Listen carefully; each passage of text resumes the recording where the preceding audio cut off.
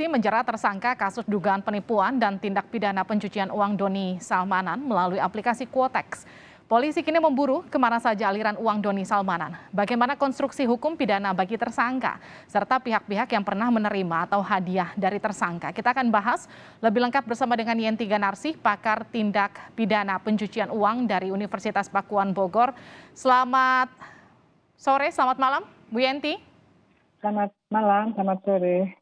Bu Yenti, pertanyaan Ya, pertama, istilah TPPU ini kan kita lebih familiar buat tindak pidana korupsi. Sekarang kita hmm, lebih familiar lagi karena ini terkait dengan tindak pidana judi online, katakanlah ya, yang menyeret ada sejumlah influencer. Kalau Bu Yenti sendiri melihat dalam duduk perkara ini apakah sudah memenuhi unsur-unsur TPPU, Bu Yenti?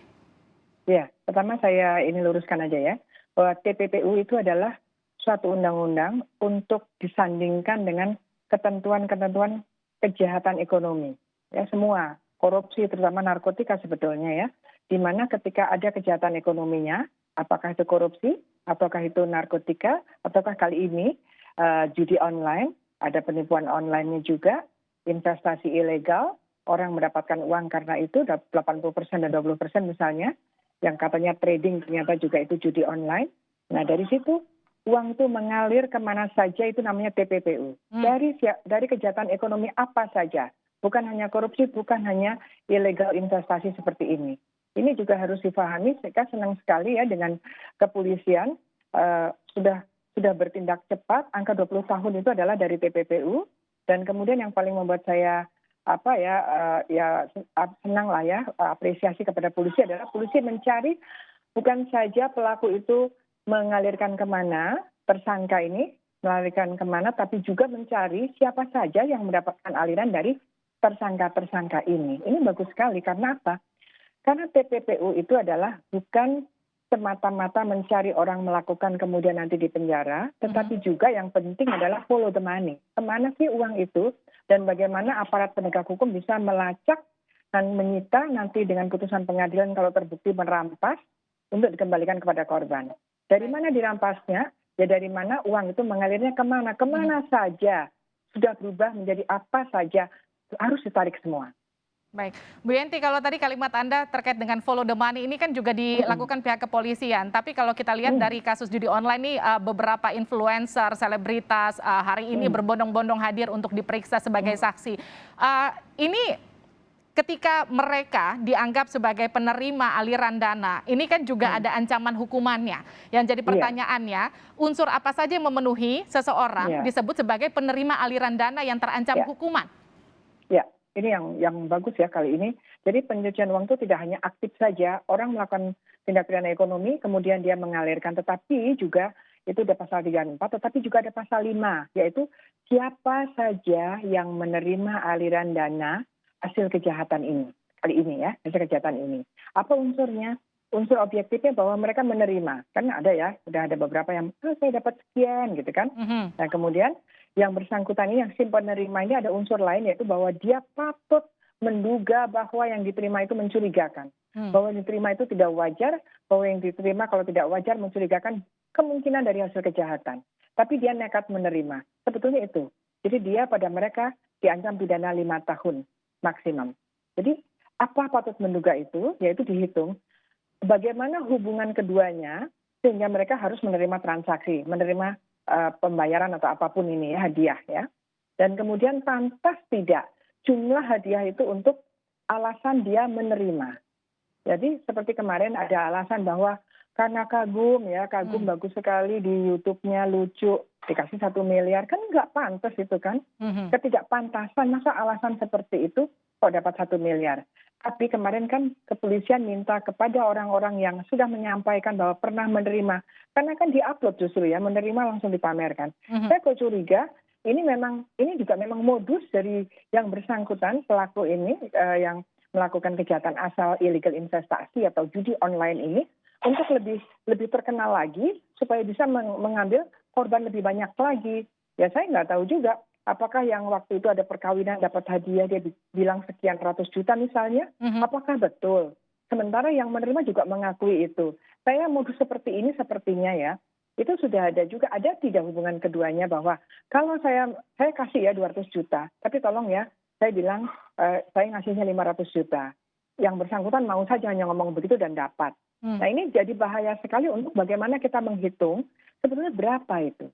Jadi mereka modus mereka juga bagaimana mereka itu menjadi influencer atau afiliator itu lebih laris lagi, lebih banyak lagi korban sehingga dia dia lebih narsis lagi. Dia minta dibilang bahwa dia ngasih-ngasih, bahwa dia ngasih sekian, bagi-bagi dan sebagainya sehingga semua orang-orang calon-calon korban itu sangat lebih percaya bahwa mengikuti binomo ini dia bisa menjadi sangat sangat kaya dan masyarakat terdorong untuk ikut investasi ini atau ini yang sekarang ini investasi ini bukan binomo yang sekarang ya, yang Bandung kan bukan ya, ya seperti itu. Jadi ini juga harus dilihat oleh penyidik modus-modus ini supaya kedepannya ini kalau sekarang ini kan sudah dihilir ya, udah sulit ya. Kalau udah pencucian uang berarti sudah uang masyarakat sudah rugi, kemudian uang sudah mengalir sehingga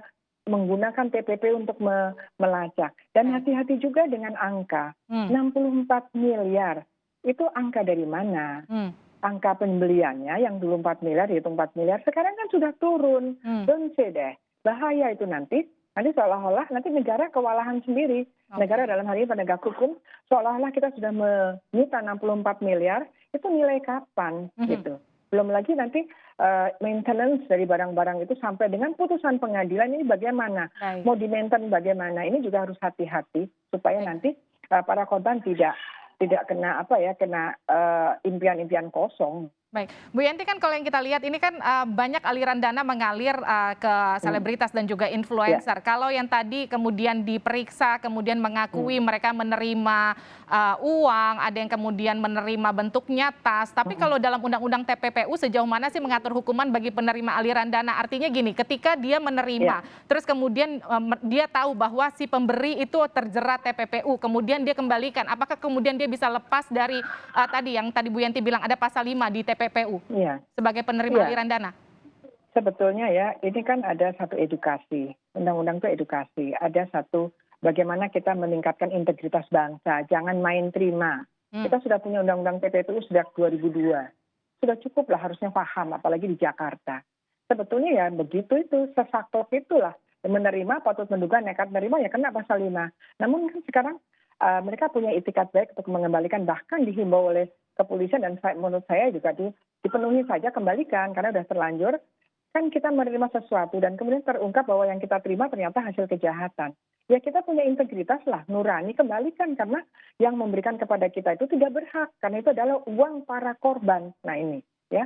Tapi bagaimana ya mungkin untuk for the time ya mungkin ya sudah kembalikan ya sudah, kenapa? Kita repot sekali juga kalau harus memenjara semua itu ya kan.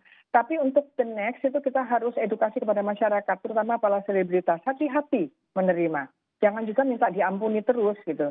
Karena keberadaan mereka yang mudah sekali menerima itu menjadi peluang bagi para pelaku untuk mudah menyalurkan dan sekaligus dia memamerkan dirinya bahwa dia itu sangat berhasil, bahwa dia itu dermawan, sehingga orang-orang pengikutnya tambah banyak. Jadi tolonglah orang-orang yang endorse dan sebagainya, apalagi kalau dia terkenal dan sebagainya, punya juga tanggung jawab kepada masyarakat bahwa dia lihat dulu mau untuk bagaimana. Kalau itu kan oke lah malah. Tapi kalau seperti ini dengan adanya digitalisasi semua fleksi seperti ini harus hati-hati karena keberadaan mereka yang mereka mudah sekali menerima, bahkan show off that saya menerima, kemudian ternyata apa yang dilakukan itu membuat masyarakat lebih banyak menderita dan membuat para tersangka lebih mudah, lebih bergaya, lebih penuh percaya diri bahwa dia tuh kaya karena itu ya. Jadi saya juga bingung juga dengan cara dia minta maaf itu kok enak-enaknya gitu ya. Baik. Tapi Bu, intinya gini, ketika saya menerima aliran dana, kemudian saya kembalikan kepada pihak kepolisian, apakah artinya saya bebas dari terduga penerima aliran dana?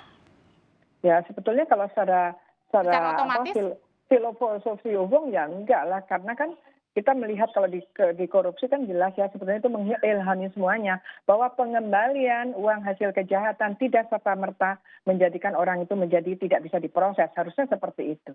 Nanti Oke. kalau seperti ini terus, nanti orang gampang sekali ngasih, udah nggak apa-apa terima dulu, nanti kalau ada masalah kita kembalikan. Nah ini kan mari kita pikirkan bersama-sama. Baik, Bu, ini pertanyaan terakhir untuk Bu Ya, Yenti. Kalau istilah TPPU itu kan kita ingat istilah dimiskinkan, istilah ya, yang kalau kita ya, ingat dalam kasus-kasus korupsi ini berlaku surut ke belakang. Apakah artinya ya. dalam kasus ini juga sifatnya berlaku surut, artinya semua aset yang dimiliki akan disita tanpa sisa, Bu? Kalau kita ingat kan kalau di kasus Doni Salmanan ada sekitar 500 miliar di rekeningnya.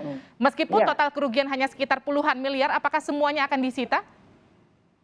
Iya, semua uang yang diterima taruhlah ini dalam Doni Salman ya, media sudah menyebutkan namanya ya, yang diterima, kalau sepanjang yang diterima ini adalah hasil kejahatan, hasil dia main-main ini kan kita tahu the background of his-nya, latar belakang dia apa, ya kan? Dia tadinya kan nggak punya apa-apa. Dia punya karena dia melakukan kejahatan, maka semua harta kekayaan yang didapatkan dari hasil kejahatan yang dia terlibat ini semua harus dirampas. Termasuk ketika uang itu kemudian sudah mengalir kemana-mana itu juga harus kita nanti dirampas. Dirampas dari siapa? Ya dirampas dari para penerima-penerima itu. Jadi semuanya. Arti dimiskinkan adalah ditarik kembali sejumlah yang diterima dari hasil kejahatan. Belum lagi nanti ditambah dengan denda. Artinya berlaku surut sampai ke titik nol begitu kira-kira Ibu Yenti ya? Ya, sampai dia pada saat pertama dia menerima hasil kejahatannya. Terima kasih telah bergabung bersama kami, Terima kasih. pakar hukum tindak pidana pencucian uang Yenti Terima Ganarsi. kasih.